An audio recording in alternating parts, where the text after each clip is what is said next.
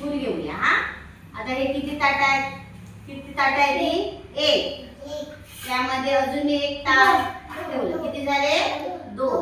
आणि अजून एक ठेवलं. किती झाले? एकूण ताट 3 ताट झाली हा. आता बघा हे माझ्याजवळ काय आहे? मणी आहे. आता इथे मी एक मणी ठेवला हा. त्यामध्ये हे 2 मणी ठेवले. आता किती होतात बघा? किती होतात? 3 होतात हा. अजून एक त्यामध्ये मिळवला होणार किती? 4. अजून एक मिळवला तर होणार किती? 1 5. अजून एक 5 मध्ये एक मिळवला होणार किती? 6. अजून एक मिळवला 6 मध्ये मनी मग किती होणार? 7. 7 मध्ये एक अंक अजून मनी मी ठेवला म्हणजे किती होणार? 7 नंतर किती येतात? 8. 8 मध्ये अजून एक मी मनी ठेवला म्हणजे किती होणार? 9.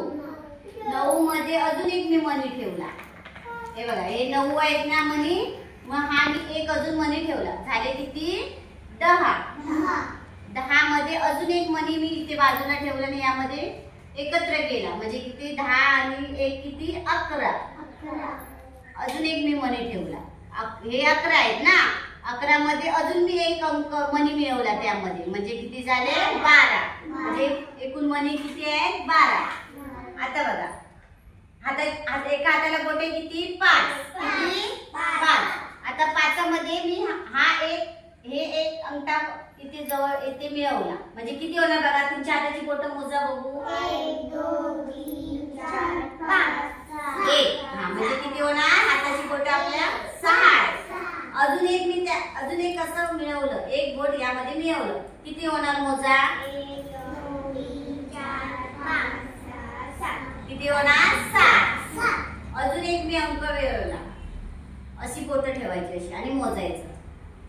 या हा 1 2 3 4 5 6 7 8. किती होतात? 8. अजून एक मी बोट मिळवलं माझ्या या बोटांमध्ये किती होणार बघा? 1 2 3 4 5 9.